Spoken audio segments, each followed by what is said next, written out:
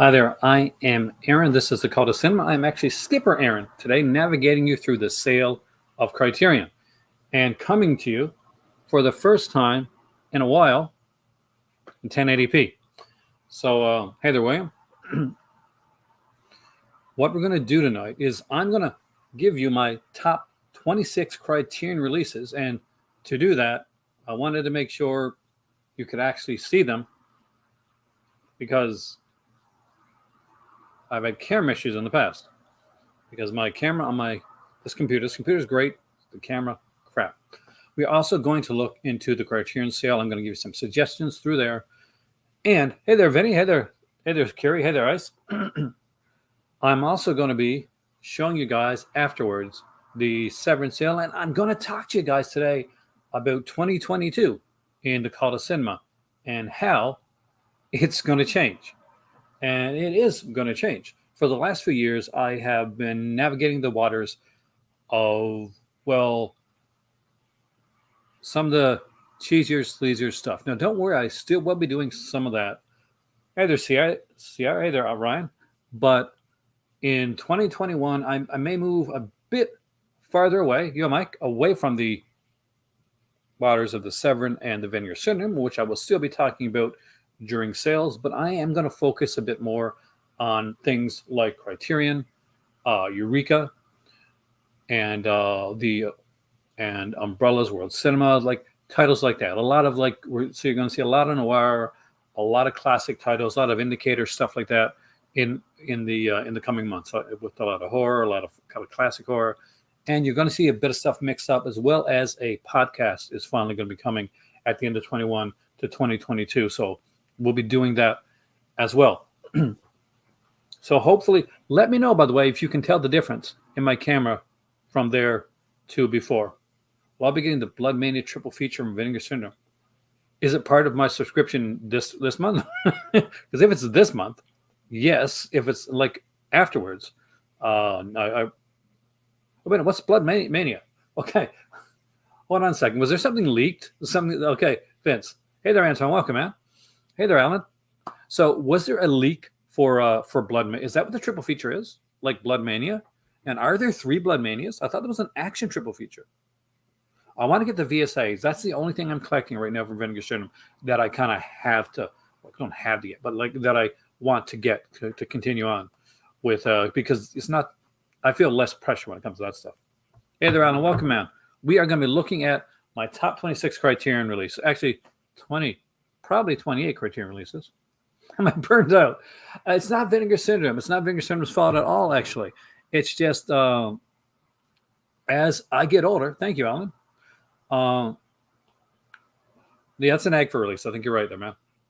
I'm finding that in the last little while, I'm noticing that I'm getting a lot more of enjoyment, like when I'm watching stuff, out of some of the releases that I've gotten from the Sunburnt Screen releases that I got from Umbrella, the Randolph Scott Westerns that I got there from Mill Creek a while back, the Criterion releases that my good friend Cinema Dave gave me, like the Night of the Living Dead and, of course, Carnival of Souls, 2 fantastic Criterions.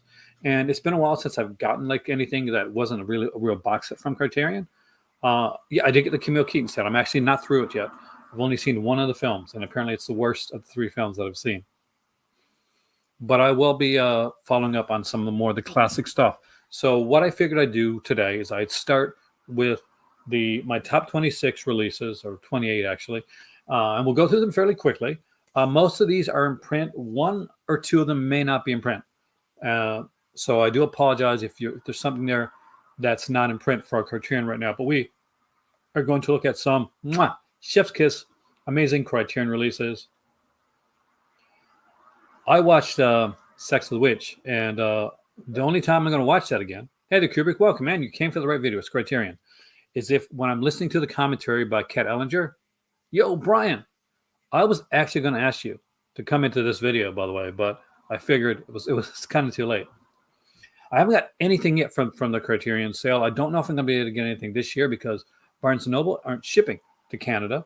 If they put a really good price match on something from Amazon CA, I'll look. But It's going to be kind of limited at this point.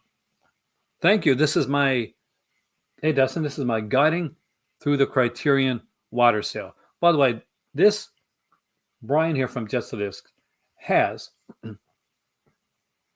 one of the best, if not the best, like one of the best podcasts going now. Not one of the best, two of the best. So that's actually quite a feat. He has Just This podcast, you can see right there. He also has the Pure Cinema podcast, and of course, he has a Just This YouTube channel as well. And Mr. Hubert is meowing over there. I'm not sure if you can hear him or not, but I've nicknamed him Mr. Meow Meow because he meows a lot now, and I think it's really, really cute. So let's dive in to some of my all-time favorites. I did not know. Then, actually, at least one of them, Kubrick, is going to be out of print because I'm pretty sure that one's here. So I'm going to start with some of my favorites. So I'll just quickly go over why they're my favorites, and we'll go on from there. I love Godard, and this is an all-time favorite for me. And this is Breathless. And honestly, this film, just the cinematography, the way this is done, and this is loaded. I get this upside down with it. Loaded with special features. But Breathless is really, really good. See your go-to podcast, and that's for a good reason, because Brian is one of the hardest working guys that I know. But Godard's Breathless, I actually like the remake of Breathless too. I know a lot of people don't, with Richard Gere, but I kind of dig it. But this is a classic. We have the great John Paul Belmondo, who who doesn't love John Paul Belmondo, and Gene Seberg in this one here, helped to launch the French wave, new wave of cinema, and just incredible stuff. Rest in peace, John Paul Belmondo, definitely. So I got my Vanna over there, Roger, help me out, and my better half's actually downstairs for a change too. Weekend is a great release. I cannot doubt that one, actually. Safety Last is one of my very favorite silent comedy films, period. This is Harold Lloyd, and Harold Lloyd is the one that gets the least respect out of all of them. You hear a lot about Charlie Chaplin, you hear about Buster Keaton. You don't hear about Harold Lloyd enough, unfortunately, and that's a shame, because this is a classic, a literal classic. Everything about this movie is absolutely stunningly fantastic. It's a movie that could have had this scene and could have coasted on this scene, but no, everything it does to get up to this scene is incredible. And I love this. It has a second disc, which is a 108-minute documentary on the life of Harold Lloyd and his films. So if you have not checked this out, I do recommend it. I have the DVD edition, because at the time we were collecting Criterion on DVD and not Blu-ray, and that came later. So there's number 2. Next up is what's considered one of the greatest films of the 2000s. Actually, I think it listed with critics as number 1 on the greats, and that is Mulholland Drive. David Lynch's Mulholland Drive is a beautiful, unique, different, purely Lynch film that came from an amazing place. This started out as a TV pilot for a new series a la Twin Peaks. It did not get picked up, and it's a good thing it didn't, because he went on and made it into a feature film. He actually switched around and made it into a feature film in only the way that David Lynch could do. Yes, this one has a 4K now. So if you're lucky enough to have the 4K edition of this one, congratulations. This one was actually given to me by a viewer who actually, surprisingly enough, was not in to David Lynch's films. And this one here, I think, is in Morocco. Yep, all of my Criterions, by the way, except for a couple, are right now in Morocco. So another reason why I have to get to Morocco, so I can actually watch my Criterions. Again, a classic and a fantastically stunning film. It is beautifully shot. It is wonderfully rendered. It is incredibly acted, and it was a star-making performance for a specific actor, and that would be Peter Lorre in the classic film M. If you have never seen M, I definitely recommend it. I guess trigger warning. This does deal with child murder, but it is a really, really good, really gripping, really stunning film. the fact that you know that Peter Lorre is a child killer, and that they somehow still, in points in this movie, kind of make you feel for him and kind of worry about his safety, and then just kind of rein you back in and make you realize again the horror of this man's crimes. Uh, this was so far ahead of its time, and such a cool release. It's got some great features on here as well, and I recommend M. It's a fantastically wonderful film. Mad Love's another great one too. Speaking of beautiful films, and this time with some beautiful and not so beautiful people, we have here Videodrome. Again, Videodrome is a classic Cronenberg one, and I love this film. Now, as much as I purely hate James Woods, because I do, I got to say one thing. Horrible person, great actor. And you know who's really good in this too? Debbie Harry, the lead singer of the band Blondie, who was, going into acting at this time. And she is stunning and strange, and just Cronenberg actually captures her so well on camera in this one here. And this is a fantastic release. There is a lot of really good features on here. I like this one so much. I have the Criterion edition of this one, and I have the Arrow Video edition of this one. Arrow Video edition has much better packaging, but the Criterion release, if you're in North America, is a must get. And one of the neat little things that they do for this right here is this here. It has a kind of looks like a beta tape. So us that are old enough to remember VHS and beta, this is a beta cassette. That's what it's meant to look like.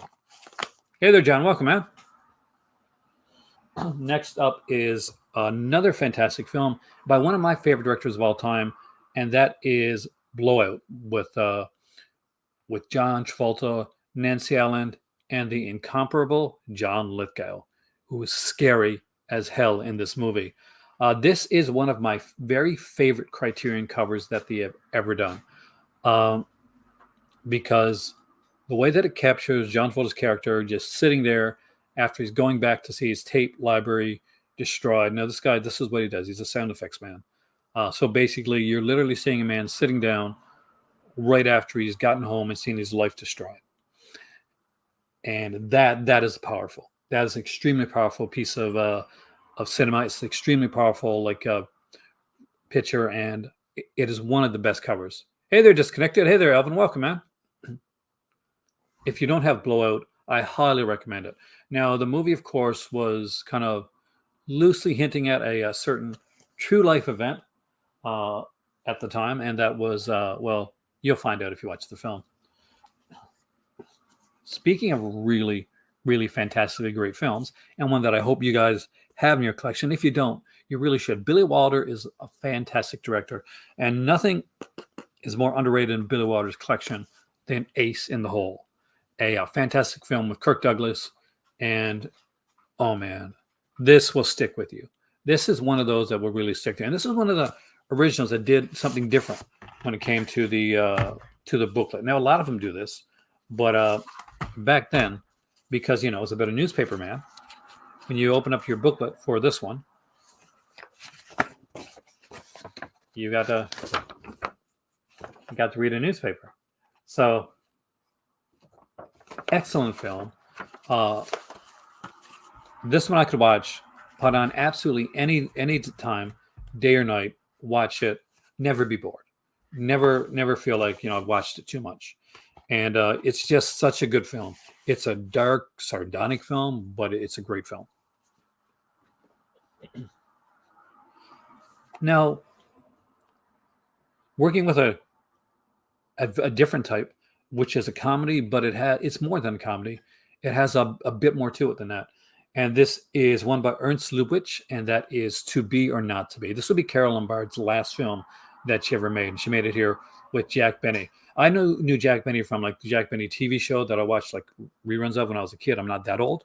And from the radio show that I would listen to on Sirius XM. But man, I didn't realize what a great actor that he was. And this really shows it. Jack Benny and Carole Lombard play a couple, and they're part of an acting troupe. And this is during World War II. And this is so good. We sat down, watched this one. I think this was went in pretty blind. We hadn't seen it before. Both me and Hind were stunned by the end of the film. How great this film actually is. Because it is so, so good.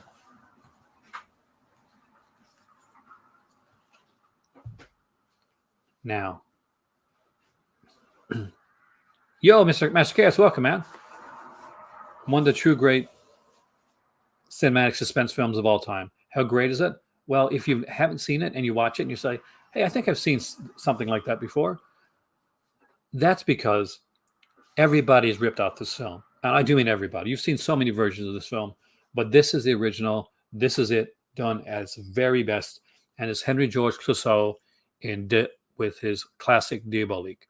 Diabolique is a stunning film about deception, betrayal, and death. And I have to say, you are absolutely gonna love this film if you haven't seen it. And the neat thing about this is, to this very day, me and my better half talk about and also argue about the ending of this film. So if you've seen this film here, there's two things. There's two things you should know. Well, there's one thing you should know: the kid doesn't lie. So if you haven't watched this film and you get to the end of it, remember these words: the kid doesn't lie. Those 4 words. If you have seen it, you know exactly what I'm talking about. Remember what's said, and remember this: the kid doesn't lie. So there's a lot to take out of the ending when you realize that. Truly one of the best endings in history. That's so true. Next up is my first box set that I'm going to show off, and this is the 3 silent classics by Joseph von Sternberg. And I really, hey, 20th and 21st movies, welcome, man. Welcome to the Couple Cinema. This is a great set. There are 3 incredible silent films on here.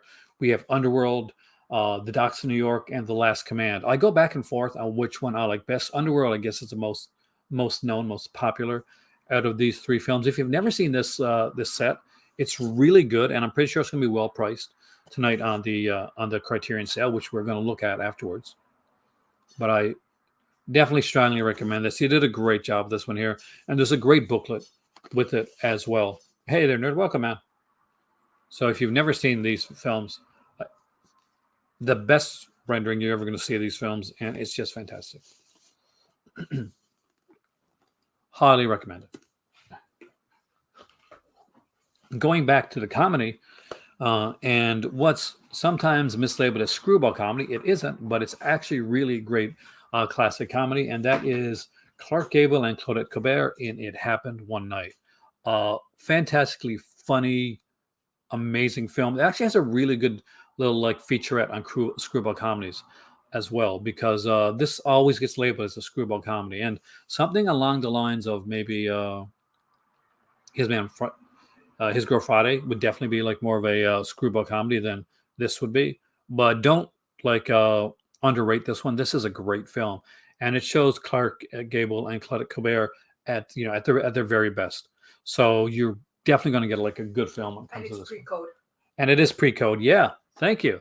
It's also pre-code cinema. Me and my better half are huge fans of pre-code cinema. It's something I'd like to do a video on in the near future.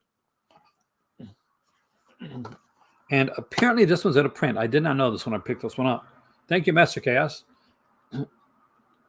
I watched your shopping for Criterion video today, by the way. Master Chaos did this video where him and his brother and his son went in shopping at Barnes & Noble to get Criterions. That was the inspiration for this video. So just putting that out there right now, because he has a great channel. Don't Look Now. Julie Christie and Donald Sutherland. Apparently out of print. I did not know that. But if it is, and you get a chance to get your hands on this one, please do. It is a masterclass. You can see it, can you? It's too big to hide, Kubrick. It's a masterclass in editing, and I utterly adore this film. It's a great, great film. Why did this one go to print so fast? Was there a certain reason for that? I honestly don't know, Kubrick, because that one came out, and that must have been out of print quickly then. We have next The Night of the Hunter, which is my dad's all-time favorite film. of all time. This is a really good film, and it's a great performance by Robert Mitchum. The kids are fantastic in this as well. Shelley Winters, and there's some great cinematography. Some shots that will haunt you, including one there by the water. Uh, if you've never seen this, please do. I can't recommend this one enough. There's really nothing else to say about that film except it's fantastic. It's utterly a fantastic film. Now, the next one I think may also be out of print, and this is a box set that was done by Criterion. Kubrick, I know for sure because he knows when these things are out of print or not. Uh, Such released their own version. Same with Rosemary's Baby. So this is Monsters and Madmen. This is really cool. And what makes this one super cool is it's got one of my dad's favorite movies on here, The Haunted Strangler. And I remember watching this on VHS with my dad. And it was such a cool experience. We're like at his place and we're just sitting down. And it was, father and son sharing like an experience of a film that he really loved. And I could see like I could see how much he enjoyed it. And the kind of the way that like that Boris Karloff would do that kind of like that screwed up type face look when he would turn evil. So there's 4 films on this one here. We get the Corridors of Blood with Christopher Lee. We have the Haunted Strangler there with Boris Karloff. We also have the 2 sci-fi films, The Atomic Submarine and The First Man into Space. And hey there, Cam, welcome. I really, really love the pop art that's used on these here releases. So that's extremely cool. You can see the kind of the screwed up face from Boris Karloff right there in the background. And it's a really cool set. I mean, like especially the old classics. Master Chaos is one that me and my dad a lot of strong memories with. Next up is one that was sent to me by a viewer a long time ago, and that is Black Narcissus. This is by Pressburger and Powell, and this is fantastic. This is gorgeous. It is stunning. It is dramatic. It is beautiful, and it's probably one of my favorite of Powell and Pressburger's films. So I know a lot of people go with Red Shoes as their go-to, or sometimes even The Strange Life and Death of Colonel Blimp. But Black Narcissus is my favorite of these here. Next up is a documentary of sorts. That is Orson Welles' most underrated film. F for Fake. So F for Fake is really, really cool. If you've never seen this, it's Orson Welles talking about fake, about fakeness, about fakery, and sliding a little bit of it into the film himself. So you got to watch out for a portion of the film. A lot of this is documentary, and a little bit, he's swerving you. So that's really interesting. So watch the film before you watch any of the features on here. I do recommend. Next up is, and I'm not sure if this edition of it is still out. If it is, I do recommend it because the book's really good. But if not, that's okay because the movie's fantastic. It's an Anthony Mann film. It's a Western, and it has Barbara Stanwyck. And Barbara Stanwyck is one of my all-time favorite actresses. I think that she's stunning in everything that she's in. And she plays such a strong female lead in all her films. And no more so than The Furies. It is such a great, great film. And it goes against the natural conventions of the Western, where basically, she's the woman in peril type thing. She's not. She's truly the lead, and she needs no one. And it is fantastic. This is a great film. You would love this one if you haven't seen it. Another one of the ones with the books. Anytime you can find the ones with books, I recommend them. They're great.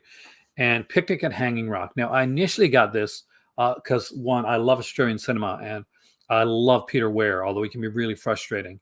When Picnic at Hanging Rock was screened for the producers of the film, one of the producers actually threw their mug across the theater at the end of the film with frustration at the ending of the film. Now, if you're getting this with the book and you're expecting the book to maybe explain the ending a bit more, it doesn't. It's still just as kind of, what's the word I'm looking for?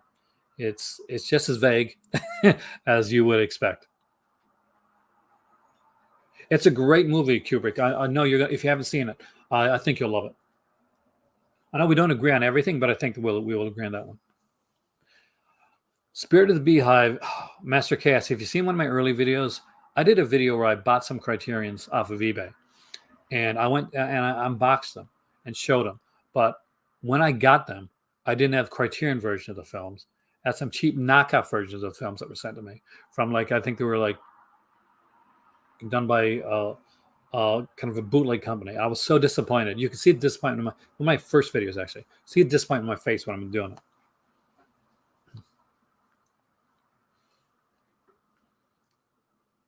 Now this is the DVD version. I would love to have the upgraded one of this one on the road. Eyes Without a Face. It in Sparta, really good Billy Idol song, but it's a fantastic film. Really love this film. There's a really weird, like, short documentary about the slaughterhouses of Paris, which I could do without, but it's okay to put it on there. But Eyes Without a Face is such a good film, and if you've never seen it, again, it's been another one where it's been done to death by other directors. Jess Franco's done it a couple times, but this is definitely the definitive version of this story. Okay, here is a bit of a deep dive, a deep cut for you guys. And this is one that I bought blind. Now, if you can do it, one thing that I do recommend, because Criterion is one of these companies that you can safely blind buy with, in my opinion. So every time we would buy from Criterion, we would get around 8 or 9 titles from the sale. Unfortunately, they don't sell to Canada anymore. So what we would do is we would get like a bunch of titles that we wanted to get, some we knew, some we wanted to watch, and we would choose one that we haven't seen. And this was one of those. And this, I think, was picked by Hind. And I really, really enjoyed this one too. So it is Science is Fiction by John Penn. Is this Penlevy? How do I pronounce this? Is it Penlevy? What? Penlevy. Penlevy. There you go. Thanks for coming in, Disconnected. Thanks, Master Cast. I know you're doing your own thing. I just found that out actually when I started this video. But if I get a chance, I'll try and jump in and want to watch you guys. Again, this is fantastic. It's so cool too. It's like a 3-disc set, a 2-disc on Blu-ray. This is a DVD edition because we were blind buying, so we went with DVD. But it's a bunch of like 23 short films done by this guy, and they're kind of like supposed to be like science, like nature films. Like not all of them are actually pretty are accurate. There's definitely some filmmaking, taken like he takes artistic sort of a what's the word I'm looking for again? License. There we go. See, look, I can't think of words today. Love you, hon. I was kissing my better half. That wasn't to my cousin. Though it's a great guy there too. So next up is Kiss Me Deadly. Probably one of my all-time favorites from Criterion. Amazingly, one of the best films that they ever put out. This is fantastic. That is Ralph Meeker there as Mike Hammer. This is a great release. Not only do you get a great commentary on here from Alan Silver and James Rossini, there is a great documentary called Mike Hammer's Mickey Spillane. And I do recommend that you check this out. This is such a good release. And it is so well done. It's one of my favorites. And I'm a real fan of Ralph Meeker. I'm a big Mike Hammer fan. I grew up reading the Mickey Spillane books. And I love Mike Hammer stuff. I remember seeing in theater, I got to watch it was the 80s one with Armand Assante. But not a Criterion release. It's a Kino release. So again, one of my favorite films as a writer. When I look at films from that standpoint, and I do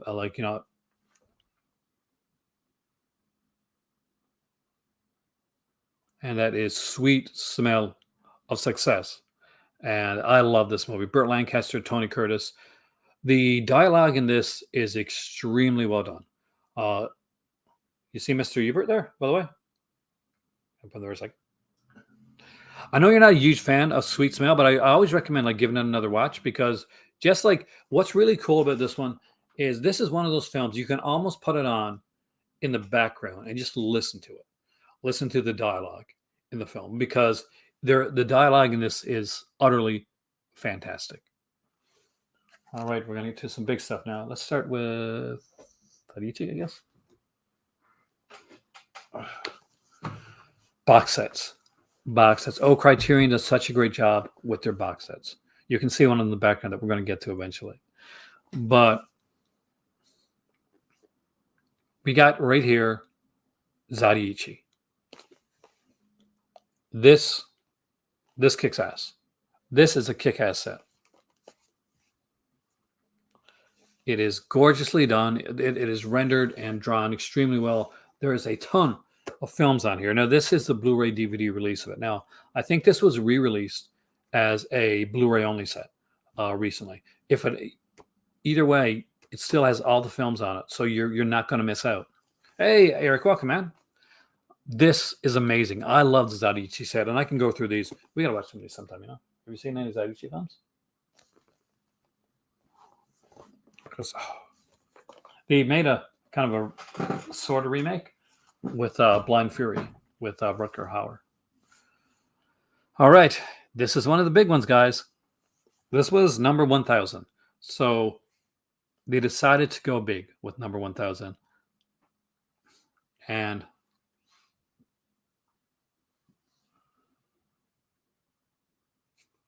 this is Godzilla.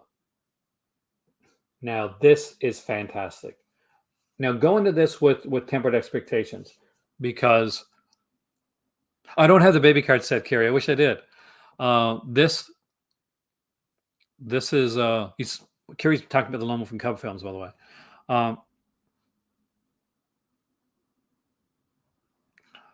Definitely, man. Godzilla. It's a beautiful set, but there are some issues when it comes to some of the transfers aren't the greatest, but that's what Criterion was given. They had no choice in it. Toho can be a bit like difficult to work with. See, I like the packaging. I don't mind the packaging of the set. That's not my problem. My problem is I wish that there was more, just a bit more choice, but it is cool to have the era. And I can understand how some people would not be big into the packaging, but ouch, I hurt my finger. But there you go. It's this is a really cool set, and I love the back of it right here. Now, it would be bested by the Gamera set from Don't go telling me that, Kubrick. It'll ruin it for me. I can't believe Godzilla could be in a suit. Could be a guy in a suit. It's real, man. Godzilla's real. All right, this is the best set that Criterion ever made, in my opinion. And that. Yeah, right up there with this. I like the Jock to Me set, which by the way is not here, but it recommended 100%. Night of the Living Dead, which is I was watching that one a few days ago, so it's over where I was watching it at, along with my Carnival Souls. So those I definitely recommend for the horror stuff. But this is one my better half doesn't like that much. She's not a fan of the director, and I get it. But I really do actually. But oh my God, is this ever an extensively well done set? If you are at all a fan of Bergman and just like well done, well curated sets in cinema, then you got to have this in your collection. The Tati set I don't have yet, but that is a great set. I do have like the Arrow edition of it on DVD because I'm a huge fan of Tati, but I'll haven't picked up the new ones yet. Once Upon a Time in China, another one. See, there's so many great sets coming out with Criterion. I hate it when they go with the thin cardboard. I like this, like the thicker cardboard. Now I will show you what this looks like on the inside. So first off, I'm going to grab that in a second. There's the book. So this actually has a coffee table book on the inside of here. So you can actually see just how amazing that is. And get rid of here. I'll put that in after. Here is the film set itself.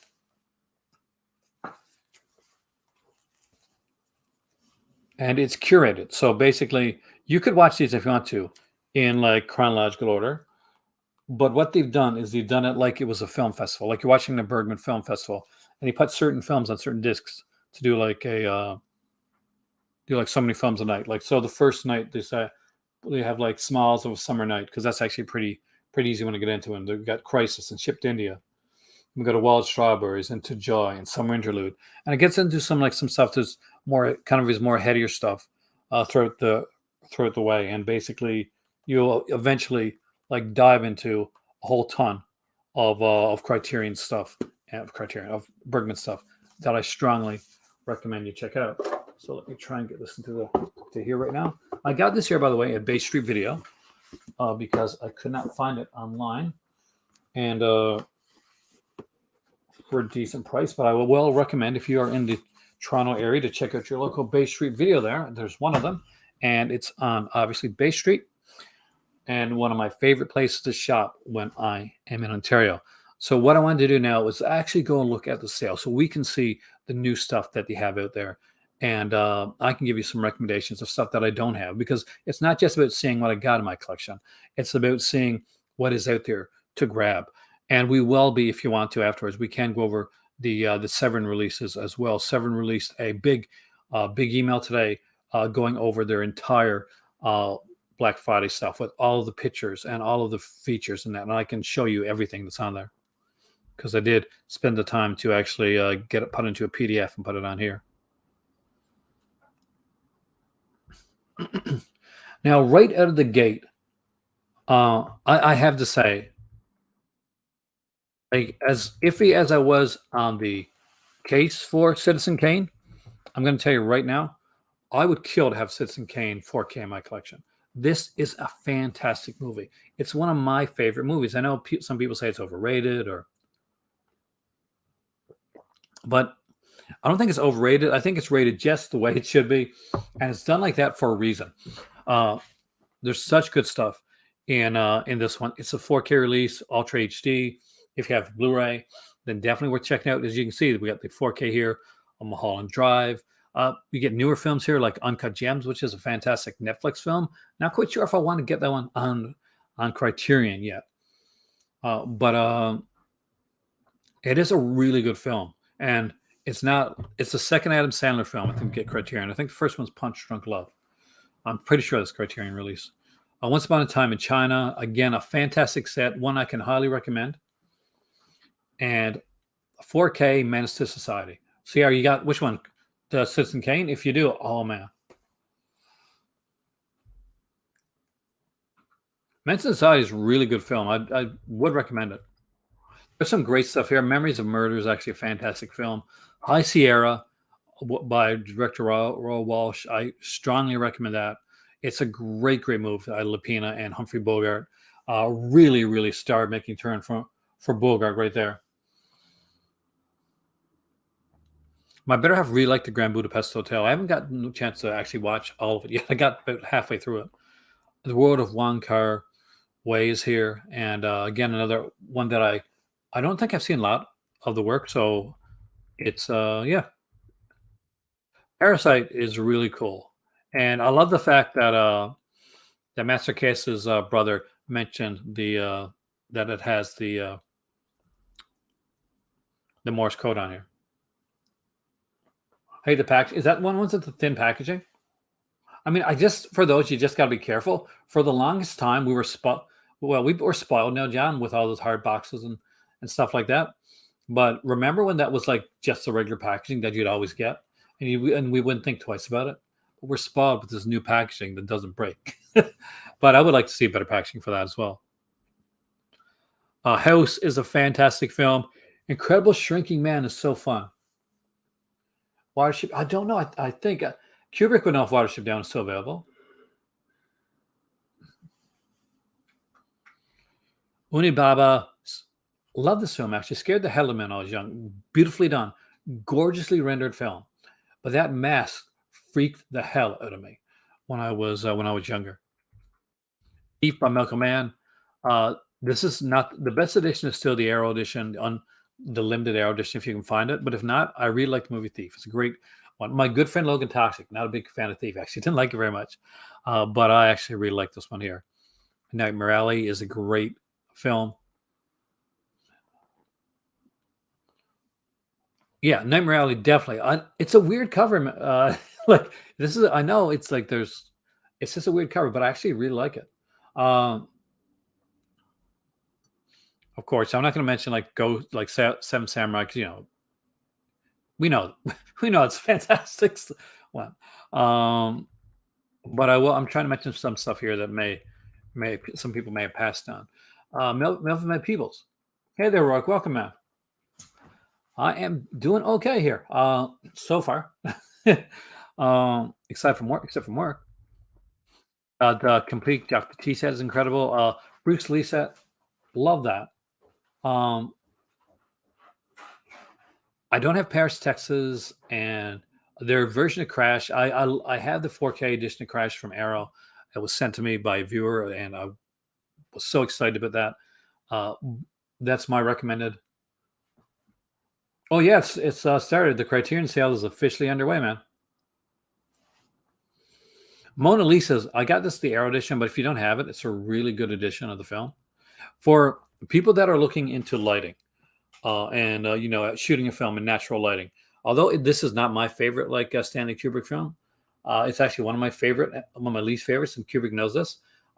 Barry Lyndon is definitely a must-have for fans, for cinephiles and people that are looking to work in the cinema.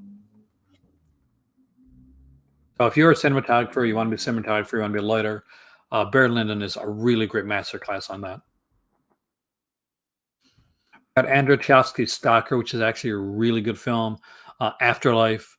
Uh, Again, I really like Afterlife.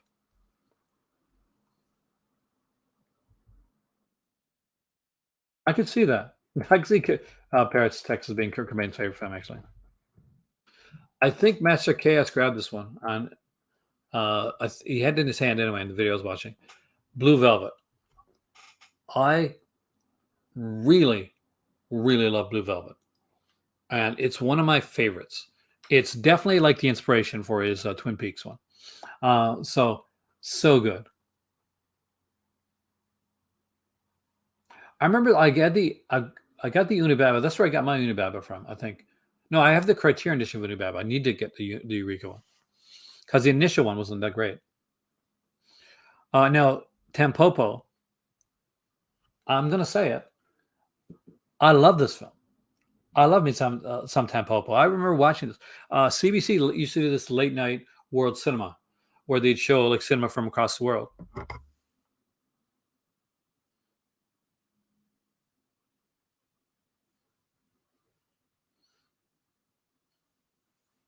And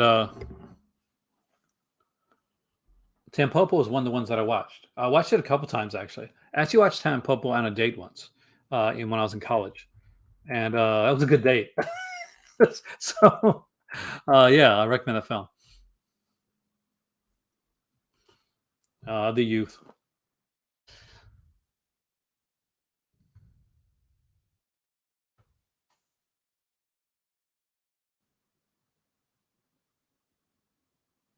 Kuroneko is a fantastic film. Again, yeah, another film that I love. Blood Simple with Joe Cohen, the Coen Brothers. I love Blood Simple. So definitely recommend that. Night the Living Dead.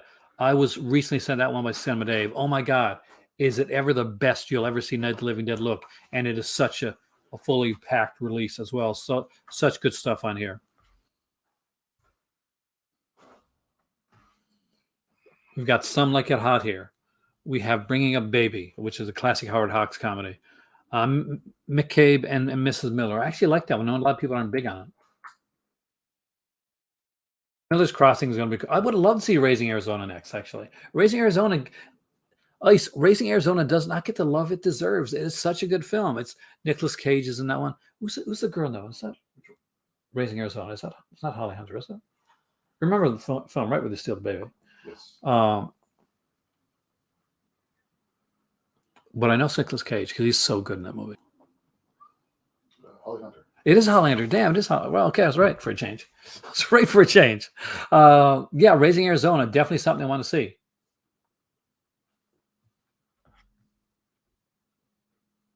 Oh, Cary Grant is so yeah, he is great. Cary Grant is just a fantastic guy. And I know it's not for everybody, but I really like All That Jazz with directed by Bob Fosse, with of course with Roy Schreider, and the whole it's showtime. Actually, when Friday the 13th Part 5 was being done, and they were allowed to improvise. So what one of the things that the girl improvises when she flashes her breasts actually is she does that's what she says. She says it's showtime. And it was like taken from the fact that she loved All the Jazz. And All the Jazz is such a good film. Come and See is one that I gotta get actually. Inside Llewellyn Davis, again, another fantastic film. Pan's Labyrinth, I really, really enjoyed that. There's so much good stuff coming from Criterion. There's a reason that they're called the most important films in cinema history, and there's a reason that 2022 is going to be Aaron's important year in cinema. So if you're looking forward to that, let me know because that's what I'm going to do. And you're going to see a lot more Criterion, a lot more Eureka, a lot more BFI, a lot more world cinema titles on this channel, a lot more film noir. So it's a big change. It's a big drastic change in my channel. You will still see Severin and Vinegar Syndrome when they have big announcements or when there's like sales, but I am going to be focusing more on a different style of film. It would be great to see more some Mexican releases come from. Well, they can leave the Cardona films, film literates, but I would say, you know what I would like to see. Now, this is going to seem really it's kind of go against what I just said actually, but 100 million percent. I want a, I want a, yeah, I want a box set of Santo, El Santo. You know remember Santo? I love El Santo. Brian. So 2022 is Aaron's. How did I put that again? Aaron's important year in cinema. So I'll be swerving my focus more away from like some of the stuff that I've done over the last couple of years, and looking more into Criterion, into BFI releases, into Eureka, into World Cinema labels, and we'll be looking at a lot more kind of film noir titles and a lot more what I consider to be kind of important cinema. VCI is doing some of Santo, yes. I eventually have to get that, John, because my better half is also a huge Santo fan. Blue Demon's awesome too. So that's what I'm going to be doing in 2022. Is I will be working a lot towards a lot of the a lot of more maybe classic cinema, and hope to make hopefully that'll people will like that as well when I do that on the channel. But you're going to see a lot more Criterion stuff on here. You're going to see me looking at a lot more films that I consider to be important films to not just to watch but to really enjoy and to engulf and study as well. The Game here with David Fincher. It's a fun little film. I won't consider it like, hey Logan, I was talking about you, man. the master of the Criterion song, which everybody, by the way, should totally listen to. I will be teaching some film Morocco. Eventually, hopefully, see if I ever get there. Yeah, so this will be a great start and a great test of that. I've gone a few years like doing a lot of like kind of the cheesier, the B grade, C grade, and F grade cinema, which I do love and I still do love. But I need to switch things up a bit. And for me right now, I want to go into some of these here, uh, really, really, what I consider just films that for me is going to be something to learn with as well. You had you've got the guy Logan. You got the guy from the Pure Cinema and Just to This podcast saying that he loves your song. That is awesome, dude. The first time I found out that Brian watched my channel, that was a big day for me. Um, Fast Times at Ridgemont High. Uh, I definitely consider this an important film. It is a snapshot of '80s. It has such great music. I love, absolutely love Fast Times at Ridgemont High, and it's one completely belongs here in the Criterion collection. Pick Up on South Street, Samuel Fuller. Samuel Fuller, just definitely one of those directors to, the same as many others like Kurosawa goes, you got to watch Samuel Fuller. It's a must. Letter Never Sent, truly a masterpiece. And one of the box sets that I do have to finally get eventually is the John Cassavetes 5 film set. If you're a filmmaker, I 100% recommend John Cassavetes' 5 films. Here is a man, a movie star that was so like enamored with making film and doing film that literally he was making movies. He was acting in movies to fund his movies, and his movies were raw and they're real, and he had some great acting in these. Firewatch, is that your favorite Lynch? Man, that disturbed the hell out of me when I first saw it.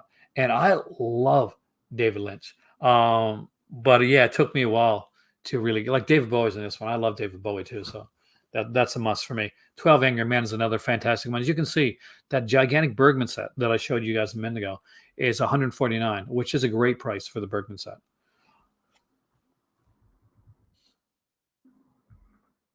We got Dazed and Confused here. Sunset Lambs is still I still kind of like it, but I've never really got into it. Yeah, I agree. Like, I want to see more Hong Kong films getting releases from multiple labels, and I love the fact that we're getting to see more of that.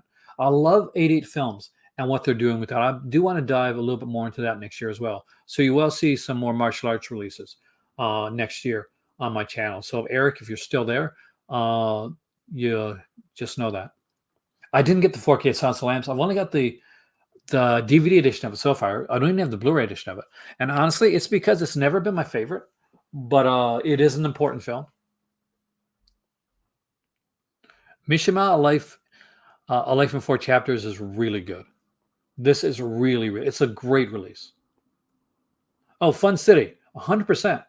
So you can let your friend know that, like, when I consider like actual like important labels that are putting out real, like really good quality films that I think people should watch, Fun City is 100% there. They put out a couple of my favorite films.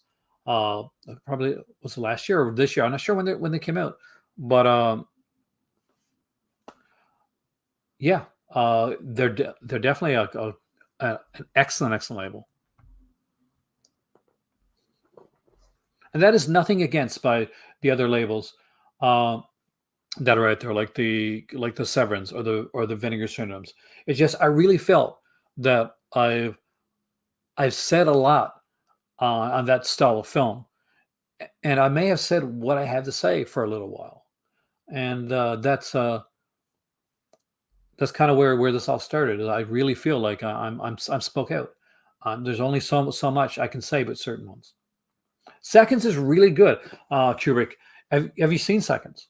So Seconds is this excellent Twilight Zone esque haunting film with just the most gorgeous and kind of bleak cinematography. And Rock Hudson is incredible in this one. He's incredible. So basically, without giving anything away, if you've never seen it, Seconds is a film about a man who feels like his life is boring and he's going through the loop of just he's not really he's existing, but he's not living. So he finds out that one of his friends as the gets the gets goes to this company, and they're able to take his friend and make him seem like he's dead, but his friend's not actually dead. His friend has been put into a younger body, and he decides that that's for him, and the body that he gets is Rock Hudson. But things don't go the way you think they're gonna go, or maybe they do. But with all that being said, long before there was things like Get Out or Up, there was Seconds, and it has a similar style to it. So next up, we're gonna go to Lone Wolf and Cub. What an amazing box set! This is the Baby Cart films, and basically, it is a guy that has become he's a samurai, and he's such an amazing samurai that basically his wife is killed. His wife is killed, is murdered. He takes his son. He goes out with this baby cart. He wreaks vengeance, and then he just starts go walking. Basically, starts going out there. It's a great series of films. I really recommend it. Deep Cover, director Bill Duke. Again, incredible little thriller. I love this film. Ghost World. I'm a huge comic book fan. I love the Ghost World comic. I love this here as well. So if you've never seen Ghost World, I definitely recommend it. Red Shoes, of course, Red Shoes. That goes without saying, though. High and Low is a great It's an underrated Kurosawa film, by the way. The relationship between Lone Wolf and the baby reminds you of Mandalorian and Baby Yoda. That's on purpose.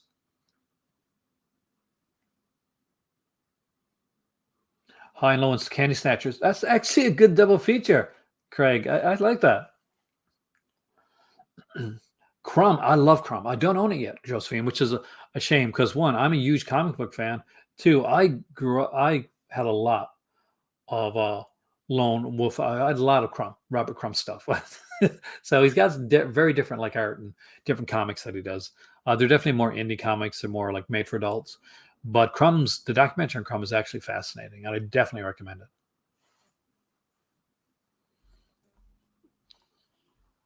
We got Lestrada here. I actually got Lestrada coming from Umbrella, so I'll let you guys know about that one because that's part of their world film collection. And I got to watch Ida this week. Actually, I'm looking forward to actually checking that out. We got Jim Jarmusch here. Jim Jarmusch is one of those directors you either like really like them, or they don't ring with you. I like Jim Jarmusch. It does need a solo blue release. Rough. I totally agree with that one. Eight and a half is Yeah, it's probably my favorite Fellini film. I know people have like there's a lot there, but I really love eight and a half. That one's always been a favorite of mine. Again, I love cinema. I love filmmaking, and this is just so good. This is so well done. I like Virgin Suicides. So the first time I saw that movie depressed me so much I didn't think I wanted to watch it again. But I actually ended up watching it again and really, really liking it. Pat's the Glory is a great Kubrick film. I don't think that one's talked about enough when they talk about Kubrick's work. You can see right here his eyes had a face for like $20. What a great price for that. I've actually showed that one on the video earlier, Film Literates, and really, really like this one. The Killing, again. There's two films on this one. I think it's The Killing, Killer's Kiss. Pretty sure there's two films on this one. And I do definitely recommend. The Crumb is a great documentary. F for Fake is right alongside it. I'm going to pick up like two. La Dolce Vita. Yeah, I'm reversed, but I get it. Like I could, on any given day, I could probably kind of switch my rankings on both of those two films. But for me, those are two of his greatest films. It does stick with you. Another one stuck with me, or ending stuck with me. It's not Criterion, but I'm actually kind of surprised that they never got a Criterion. But Eden Lake. Eden Lake stuck with me. Man, did that stick with me. Oh man. Being John Malkovich. I know it's cheesy, but it's fun. I love that. And the fact that John Malkovich would go out and do that and be in this film, and it's just so cool. I love All About Eve. Joseph Mankiewicz. Detour is an incredible film. Three women. Robert Altman one that doesn't get talked about enough, and that I still need to get in my collection. The Complete Lady Snowblood. Again, love these here, and I love the fact that Criterion is doing stuff like Lady Snowblood, and that they're putting stuff like Jackie Chan's Police Story and Police Story 2.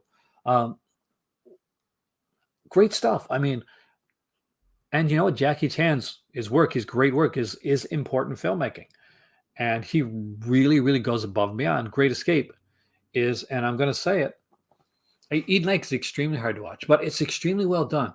And if it wasn't well done, I don't think it would be easy. It would be as effective because you'd be like, yeah, it's okay.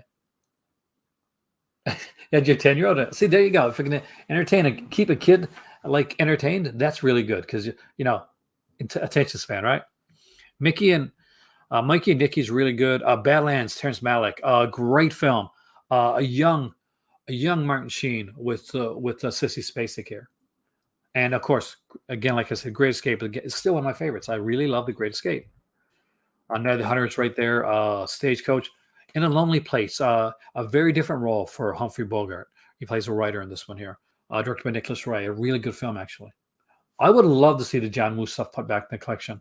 That's out of print right now, but I would love to get them to say, okay, we got the John Woo stuff coming in 4K. That'd be awesome. Charade is here. Love and Basketball actually pretty good. I haven't seen it in a while though. The Brood. I know not everybody's into The Brood, but I actually really like this one. The Female Prisoner Scorpion set is also a really great choice. And by the way, there is an Arrow sale going on in on at Barnes and Noble now too. So when you go in to grab your Criterions, keep an eye on some of the Arrow, especially some of their Arrow Academy, some of their classic titles that they put out there. We got Scanners here, which I go back. I like it. I don't love it. I actually like the sequels to Scanners better than Scanners. And you know, I'm being honest with you guys. Haxon was really, really good. As a dad, the Brood scared the hell out of me, man. But one of the films that another film that really, really got to me when I watched it is The Blob. No, but I do love The Blob. Being There. If you have never seen Being There, I recommend Being There. It is such a good movie, and it's so well performed. And the performance, it's subtle. The acting in it is so subtle. It's Peter Sellers, and it is very, very well done, very well orchestrated. And if you're an actor or if you're into acting, please watch that film because it is such a masterclass of performance. Paris is Burning again is another fantastic. His Girl Friday. If you want to find one of the funniest movies that's available, it is His Girl Friday. This is so good, and this is the epitome of screwball comedy. The one thing I would put next to it would definitely be Arsenic and Old Lace, a double feature. And this Arsenic and Old Lace, by the way, should be something that that is in the Criterion collection, and it should because you should be able to have a Criterion double feature of His Girl Friday and Arsenic and Old Lace because oh my God, what great releases those are, and what great films. It's fun. You gotta take it for back in the day. One of the real neat things about the Blob and about the sequel as well is that they didn't go the route that you would expect for the hero. The Heat of the Night. Norman Jewison. Again, it is a classic film. I actually love the TV series, and I did like. I know there's two sequels to The Heat of the Night. The first one's called The Call Me Mr. Tibbs, but I don't remember the name of the second one. But in the Heat of the Night, we actually read it in school when I was. I think we read it in grade 9 or grade 10, actually.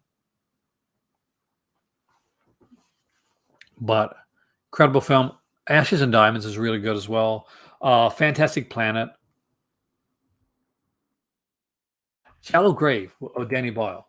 Now, Shallow Grave is just a cool little character study of a film, a very dark comedy, and we have a young Christopher Eccleston will go on to be in Doctor Who, to be Doctor Who, bring back Doctor Who actually in this one, and it is a great film about betrayal and trust actually.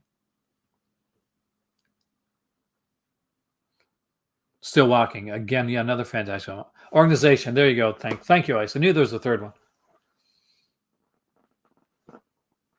This is an issue from the Blu-ray. Well, the good thing about that, Armin, is that it's Criterion, so they'll definitely like fix it.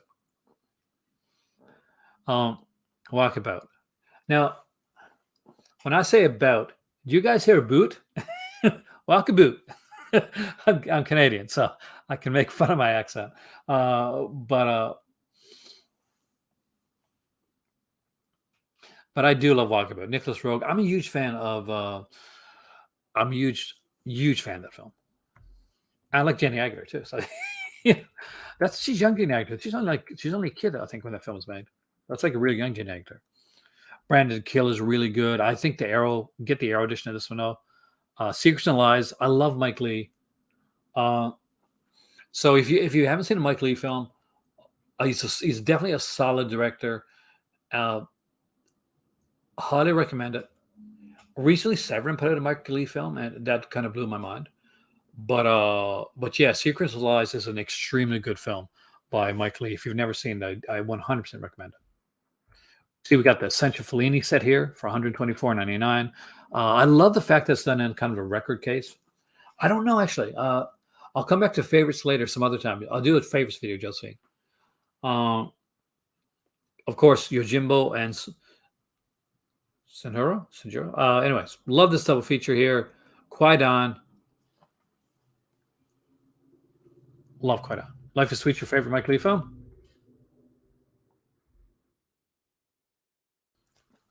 Favorite replacement. Yeah, Criterion's really good for doing stuff like that. They don't like drag their feet when it comes to that. City Lights is here. Solaris is here. Another Tarkovsky film that I love. The Graduate. The Graduate has one of the saddest endings for comedy that I've ever seen. If you've ever seen, you ever seen The Graduate? So you get to The Graduate, and he runs off with the girl. Basically, she, spoiler alert for The Graduate from the 60s. And they get there, and they've had kind of like what you would assume is a normal happy ending for a comedy, for like a romantic comedy, rom-com. Yeah. And they're sitting in the bus, and there's this look on their faces like, what now? Did we make a mistake? What do we do next? And nothing has to be said. There's no dialogue that has to explain it. It's just you get that look on their face, and you're like, oh wow. Definitely dark one. Salo, family favorite. There you go. What is it that Bill Hader said? It's a date film. Salo, it's a date film. Fear and Loathing Las Vegas. I love Terry Gilliam, so that's one for me. One of Funny Games. Yeah. It's The Strangers. So The Irishman. I still haven't seen all this, by the way, guys. I apologize. I haven't. Matter of Life and Death was mentioned by Kubrick, I think, earlier. Wonderful film. Actually, we just mentioned that, Jacob. So it looks like, yeah, they're doing the Blu-ray feed. They're doing the replacement with a $10 coupon as well. So actually, not too bad. Dress to Kill. I would never say don't buy Dress to Kill because, oh my God, buy Dress to Kill. It is such a good film. This is the closest to Giallo that you're going to get from a North American film. It is Dress to Kill. It is so good. And it actually is definitely more Giallo than the like American Giallos that came out from the Vinegar Syndrome recently. I love those films. They're just not Giallo. But Dress to Kill is. It's very much Giallo. A North American Giallo, though. Or Giallo adjacent, is what I call them. Once Upon a Time in China, fantastic, Carlos. Menace to Society, another fantastic film.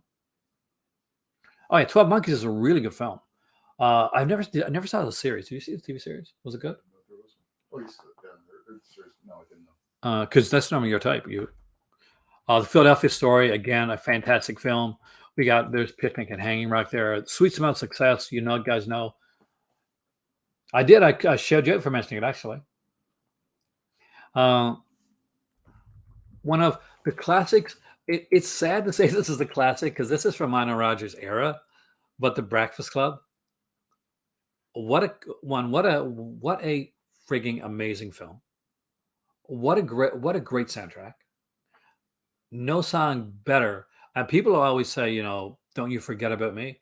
But for me, the song from Breakfast Club is Carla DeVito's song, We Are Not Alone. And it's the song that they dance to in the Breakfast Club. Really great. So for people that have not heard this before, Carla DeVito is not just known for this. Like she's done other stuff. But if you're a Meatloaf fan and you've ever seen the video Paradise by the Dashboard Lights, he doesn't have the girl that actually sings it in the video with him. He actually has Carla DeVito. So if you want to see what she looks like a young Carla DeVito, she's in Paradise by Dashboard Lights. Really cool deleted scenes. I did not know that. I really need to get that actually. That's way too much. I understand what that's like, man. And does hold up. It would make an incredible stage play. I've heard often, Craig, that they said they're going to remake it, and it's one of those. I'm not against remakes, but I don't think they should because I don't think it'll work. I think it's of its time. It's like when they tried to do the Heather's TV series, and oh my god, it was so bad. It was so horribly bad. This Sentence Here again, a classic film. Election, I think, is a really good film and a really biting satire in this one here. I was okay with Boyhood. I thought Boyhood, and honestly, as much as I like Richard Linklater, Boyhood did seem to me a lot like a gimmick. Well done, extremely well done. But the gimmick to it kind of overrode the film for me. But that's just me. I'm in the minority. Yeah, there's that like 5-pack of John Hughes films you can get actually, William, too. Yeah, this it's one that I don't think it will work as a remake. Certain films will, but I don't think you could do it. You could do it, but I don't think it would work. Rumblefish is another classic film that's on theater back in Charlie Reed's theater, actually. Yeah. So yeah, where you originally, when you were a kid, when you grew up with for your youth and your elementary school years, was in North Point, and they had Charlie Reed's theater. So we'd go up there, and they'd always have like different films. Sometimes they'd have like the more modern stuff, and other times they'd have like older stuff, which was kind of cool. So I got to see like older stuff there, like kung fu films. They had some Jackie Chan there back in the day. They had like Argento, like stuff there too. But Rumblefish, I saw in theater. It was such a good film. Um, have a top 3 favorite noirs? Oh, good question. I don't know. I don't have one off the top of my head, but I will say, Kiss Me Deadly is a definite buy. If you don't have it, I definitely say you grab it. Mildred Pierce again. Michael Curtiz, such a great director, and he did so much. Gimme Shelter, great documentary. Friends of Eddie Kyle again. There's just so many good films there. Like you just like throw your dart at don't throw your dart at your computer screen. It's a horrible thing to do. But just like throw a piece of paper at your computer screen, you're gonna hit a good movie. My man Godfrey is here. Chronicle, which was just mentioned here by Kubrick, by the way. I don't think I consider M Noir. But it's an excellent film. They did do Third Man, but I think that one's out of print actually. But they initially did do Third Man originally. They did. A Melville Collection would be amazing. The Lady Eve here by Preston Sturges. I'm down for anything Preston Sturges. Something Wild, I actually really like.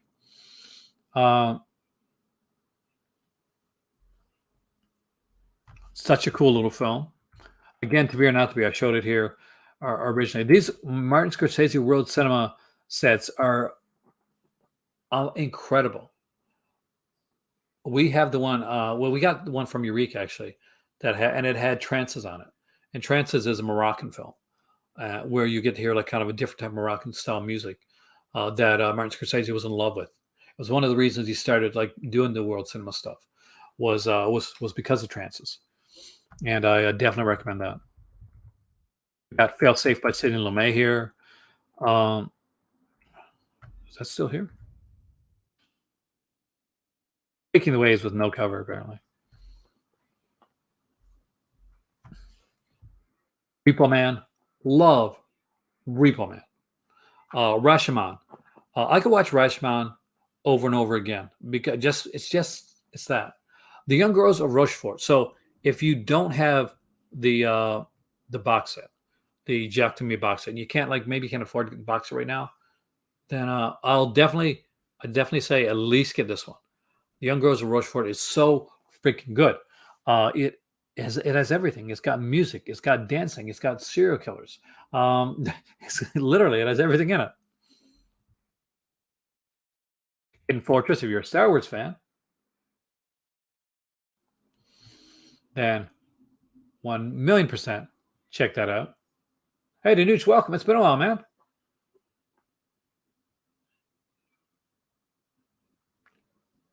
Put on Donkey Skin is really, really good. It's how I got introduced, Woody, into hey there, Dungeon, welcome into Jacques Demy's work, because my better half, she was no, I guess I think I just we'd recently met and we were actually just chatting about films and that, and she could not find Put On anywhere. She wanted to get it.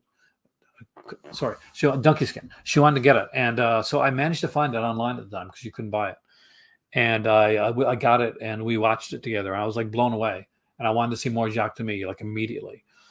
So I ended up like as soon as the set came out, I had it. Like I grabbed it right away, and we sat down and we watched a few of the films on the set. Jacques Demy, for those that are unaware, is an incredible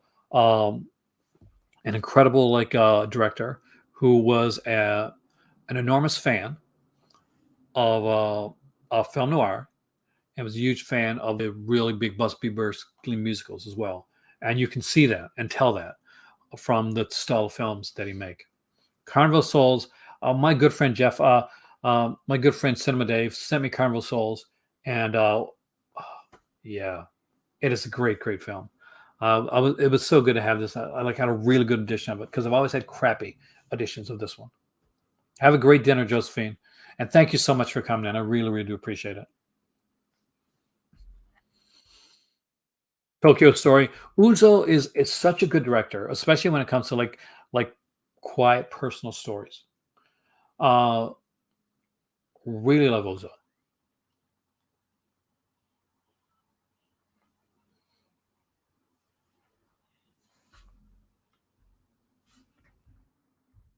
Parallax View is another great one. I like Lost in America, the Samurai Trilogy. I got the original DVD edition of that one. Tokyo Story is such a good film.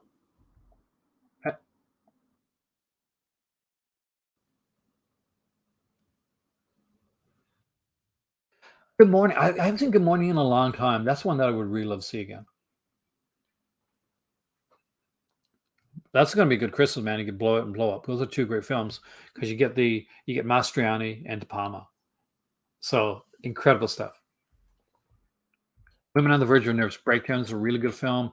The Apu trilogy, I definitely recommend that one. The Innocents. It's such a slow burn, but such a good movie.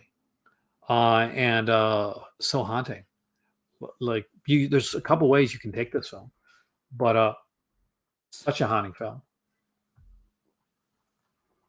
I don't know if I've seen Late Spring. That may be a blind spot for me, so I'll definitely check that out. As a guy that went to school for journalism, broadcast news is definitely a big one for me. They got a beautiful edition of War of the Worlds, which I definitely need to get. Huge fan of War of the Worlds. Not a fan of the director, but I do like the movie Repulsion. But honestly, I need War of the Worlds more. Beyond the Valley of the Dolls. I just love it. Utterly fills me with such joy that Russ Meyer has a Criterion film, because I love me some Russ Meyer. You guys know I love me some Russ Meyer, right? Oh,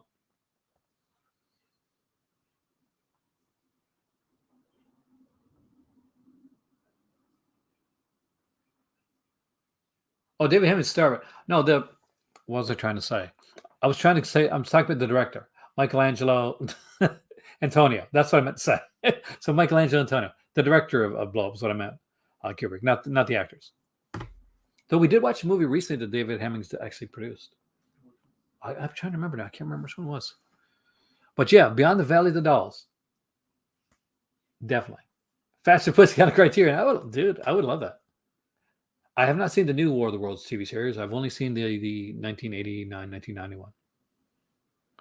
Is there an Ebert commentary on that one? I need that. I love Watership Down. You can see it's right there. I know that Alan recently asked if Watership Down was still there. It's still there. I love It Happened one night. I actually have it. It was one of the 26 criterions that you should own. At the beginning of this video, Carlos, I showed off like 26 Criterion movies that are in my collection that I love and that I've rewatched. Like I've watched more than once and that I think are worthy of owning. And It Happened One Night is one of those movies. Turkey Shoot. Did you do Turkey Shoot? Yeah, that's the one. Turkey Shoot. Yeah, right on. Thank you. Yeah, David Hemming executive produced Turkey Shoot. for Brian Trenchard Smith. Yes, actually, yes, Craig. Roger Ebert did write it. He was a huge fan of Russ Meyer. I got me a Russ Meyer box set back there. I don't see it right now. No, I can't see it. I can't see it at the moment. But back there somewhere is my Russ Meyer box set, and it's upstairs. Is it upstairs? There we got Michelangelo Antonio. And when I said Mastroianni for some reason. Hey there, Dagger man, welcome. Incredible film. Blow Up is an incredible film. Highly recommend it. Watership Down, 1,000,000%. I love The Fisher King. I'm not sure if I could watch it now because I get sad because Robin Williams was such a great genius. Scorsese Shorts is here. The Bicycle Thief. Everybody should see The Bicycle Thief. It's such a good movie. Easy Rider here, Persona. But I honestly, if you can get the Bergman set, get the Bergman set. Oh yeah, put this in front of the camera for a second. So right here, this is how much of a Russ Myers fan I am for those guys that are newcomers. I love me some Russ Myers stuff. I have the Russ Myers box set right here. Thank you. What a difference, like in like, but it's there. It's like it's part like Smooth Talk. I don't remember this film that well, but I definitely want to see it. Again, I know I've seen it before, but I don't remember it. Spy Command from the Cold. When I was young, I used to read a lot the box set with the booby pictures of John le Carre. I used to be really big in the spy novels. Oh, thanks, whoever got that for me. I have not seen the Netflix remake. The Uninvited, again, is a fantastic film. There's some great stuff. I know a lot of people aren't big on it, but I actually really like The Ice Storm. I loved Ice Storm when I watched it. So I know that's an iffy one for people. Redbeard would be good for 4K release. Actually, I would rather see them do like an Akira Kurosawa box set first, man. And maybe you could highlight some in 4K or probably Blu-ray. But definitely, I would love to see that. Hedwig and the Angry Inch. One, it's an incredible musical with amazing music. And if you like that, you're going to like this as well. La Strada, amazing stuff. We got Island of Lost Souls, which I really like. Fan and Alexander is not my favorite Bergman, but it's actually not bad.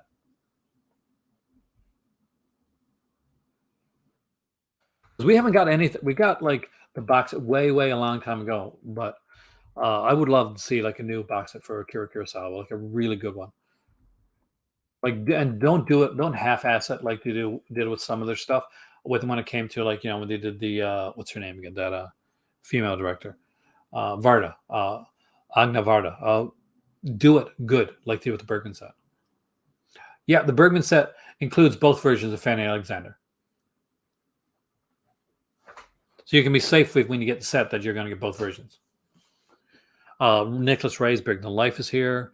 We got Six Moral Tales with Eric Romer. I like Romer. I know not everybody does, but again, the Romer's one that I like. Day for Night's a really good film in cinema. Thanks. This hat was a last minute thing. It was meant as a joke to like sailing the seas of the sale. Yeah, that's the early box set. I need that. That's why we need a new one, Day. Slightly tipped to the side. The War Trilogy, Roberto Rossellini again. I could literally go on forever with the stuff that they got here. But to close out tonight's episode of Cult of Cinema, I did promise you that I would look over the Severance stuff. I got an email today, which I'm sure many of you got, talking about like the Severance sales coming up on Thursday night.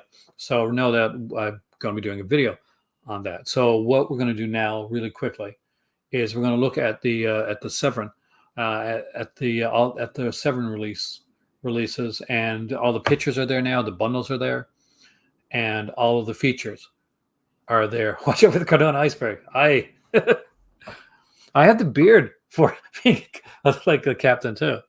So there you go.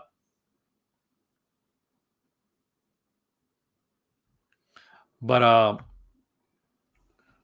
dive right into it and let you guys see what's uh, what's going to be available.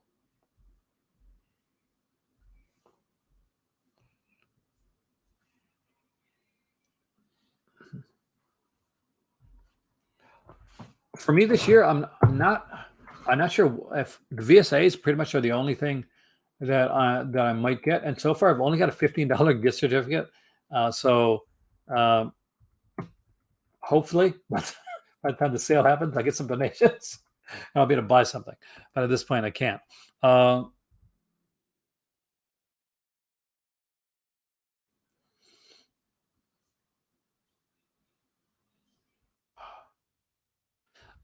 right here we got Night of the Demon. This part of the Black Friday sale. This is the bundle. I'll actually bring it up here. I'll kind of make it big for a second so you guys can see it. All right. You can see there is Battle of Blood, Night of the Demon, House on the Edge of the Park, Black Candles, Halfway House, The Forbidden Door, and a Bloody Pit of Horror. So let's go down again because got to be able to see what's on there. Not 1957. This is the Night of the Demon from the 70s, actually. So going through them here, we got The Forbidden Door, Halfway House, Battle and Blood. I want to do this really quickly before I finish off. House on the Edge of the Park, Bloody Pit of Horror, Black Candles. So on Night of the Demon, we got the exclusive slipcover. Just a little green kid out of Waco, Texas. Interview with the producer. Interview with the director. We have an interview with the cinematographer. We got a Fraternity of Horror, which is a previously unreleased 1964 feature that was produced by Jim L. Ball and shot by John Quick. So there's a second film on there. Yeah. We got a Cryptid Currency, Transgression, Aggression in Bigfoot Cinema, video essay by David Coleman, author of Bigfoot Filmography, Tales from the Cryptoid, Stephen R. Bissett, of course, the artist, Deconstructing Patty, Interview Mondo Bigfoot, Band the Sadist videos, and Band the Sadist Part 2. So for those that don't know, Band the Sadist was a really good documentary on that came out. And I know that the first one was put out by Arrow Video, like in an Arrow streaming service. There's a second one. They're definitely big ones for the J horror boom. That's for sure. Black Candles is really good, actually, didn't it? On Forbidden Door, we got commentary, Open the Door interview with the director, and also deleted and extended scenes, band scenes featurette, and here OSA's footage. I guess I'm not really big on that one, so I'll pass that one pretty quickly. Battle of Blood, we get Discipline and Sacrifice. Okay, that's not Battle of Blood. This is our Halfway House featurette. A look back at the Halfway House, Cleve Hall from Monster Kid to Monster Man, archival making of. And the features we get in Battle of Blood are a day after with director Rogerio Deodato, Midnight Mass Hysteria interview with Nina Burley.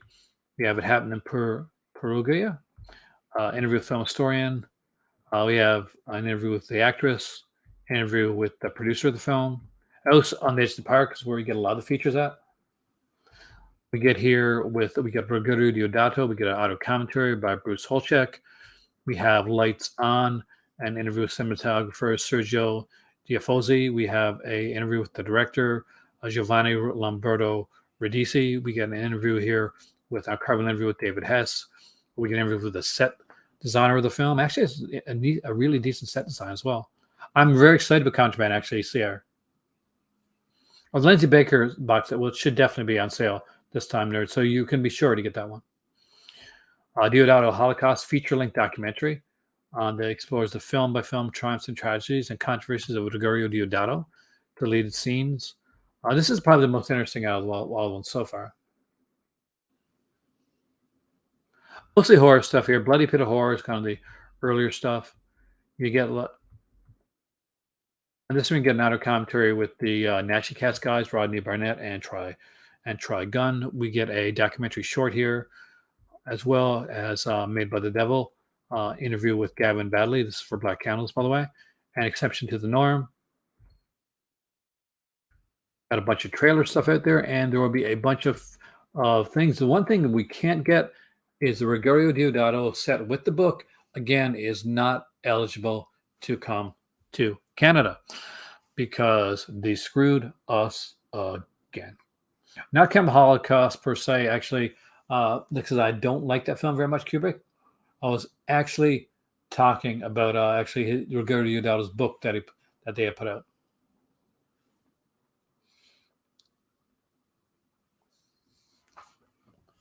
But with all that being said, licking my lip there because it's all tasty.